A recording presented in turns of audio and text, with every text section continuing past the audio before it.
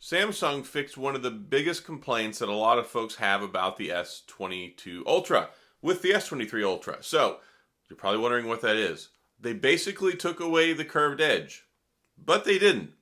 And you can see here in the video, yeah, it's almost not there. So what they did is they made the phone more boxy. So instead of having the rounded edges, it now has basically squared, boxed off edges, and then the curved edge kind of deletes, like it's kind of nullified as it goes into the edge. So if you take a look at the S22 Ultra, you see it's very, very round here.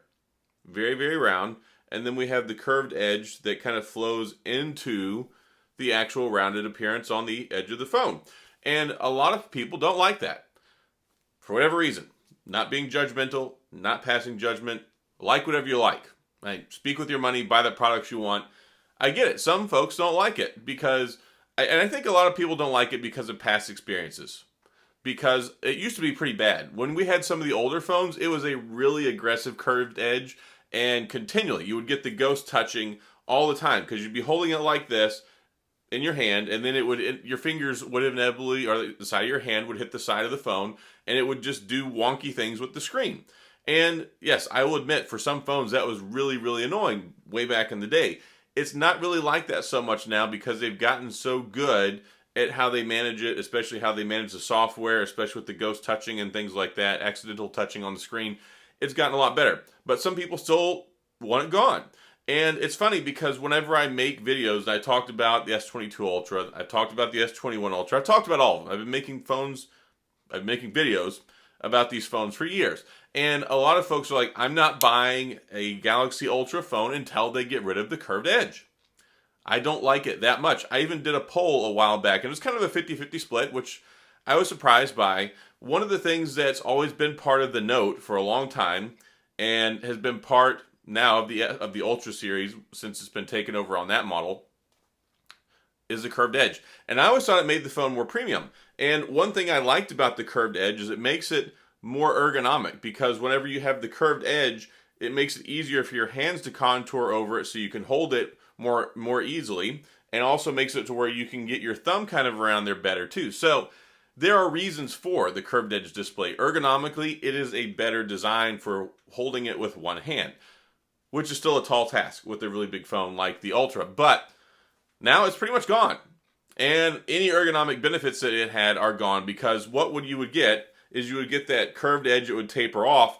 Well, now you've got the blocky, squared off appearance. So if you like the curved edge, you can still see that it's very, very, very faintly there.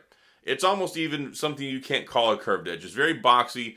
And again, this is something that was alluded to in the rumors where they were like, hey, by the way, it looks like we're not going to have a curved edge anymore. So it's kind of half and half. We have the curved edge, but we also have the boxy appearance. So it's like a halfway measure.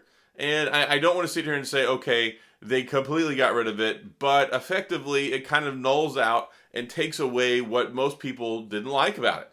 So it's kind of a win-win. I think this is a good way for Samsung to address it. They're trying to appeal to as many customers as possible. So if you walk in and you look at it, you can go, yeah, the curved edge is still faintly there, but it's nothing like it was before. It's a reimagining of it, and it has, like I said, that squared off boxy appearance. So even if we have that curved edge there, you're not going to get any ghost touching on it because the frame is squared off at the edge, so you're not going to be touching the edge of the screen with the sides of your fingers, the side of your hand. So I think it's a very fair compromise. I wanted to talk about it, and I thought this was a meaningful video, because seriously, you would be surprised how many people that I have say that they refuse to get the S22 Ultra because of the curved edge, and how they don't plan on buying the S23 Ultra because of the curved edge.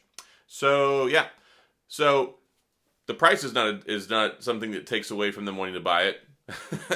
Maybe the trade-in value isn't either, which we'll talk about. I talked about in another video. But yeah, maybe this is something that makes it more appealing to a wider fan base. I don't know. You guys let me know. And if you plan on getting one, I have a link in the description. We got an exclusive link. You can get an extra $50 off towards the phone, essentially, through the affiliate partner that I have. So that's actually kind of helpful, because the trade-in values are so bad.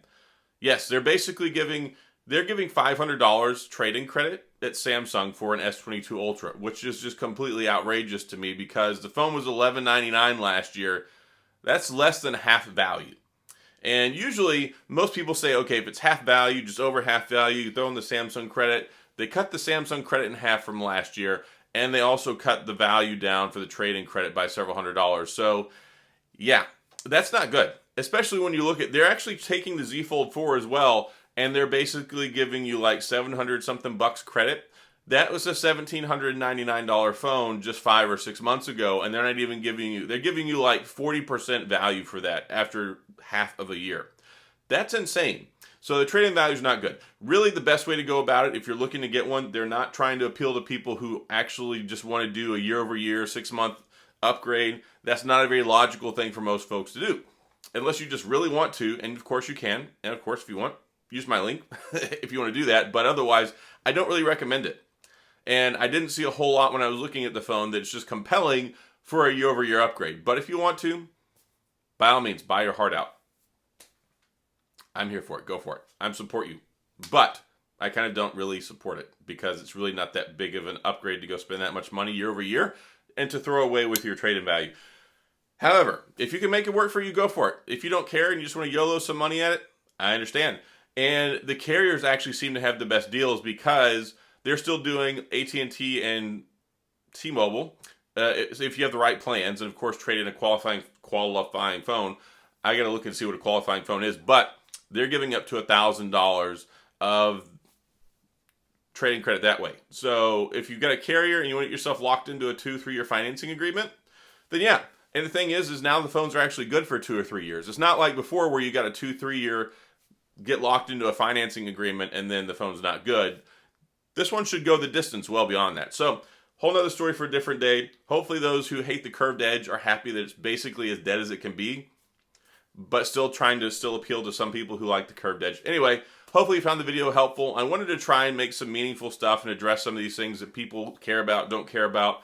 There's so much of the same video out there. I mean, I think there's 8,000 first impression videos already, but I haven't really seen anyone talk about this, and it's something that really stuck out to me. That's why I got B-roll. That's why I really kind of paid attention to it. So that's all I got. If you have any questions or comments, then please go to the comment section. I'll get back with you. If you enjoyed the video, if you like this stuff, you want to see more S23 Ultra, S23 content, you're in the right place. Hopefully Samsung's actually going to send me one. I had a really productive meeting with them after the event, and they were like, yeah, so we might be able to send you one in like a week or two. So if they follow through and do that, I asked them to send me an S23 and an Ultra, even though I'm buying an Ultra, but get a different color, maybe some more perspective, things like that. And the thing is with those is I'm like 9,000% sure I got to return those, so I'm still buying one myself. I bought the lavender version. I actually kind of like the color.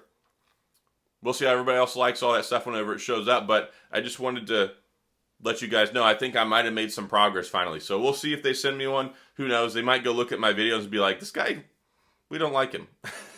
I wouldn't blame them. But either way, I try to be as fair as possible and give you guys the real deal whenever it comes to phones and all my videos that I cover. And if brands don't respect that, then I'll just keep buying them and do it myself. So that's all I've got. As always, thanks for being here. I appreciate you watching. Have a great day. And I'll see you guys next time.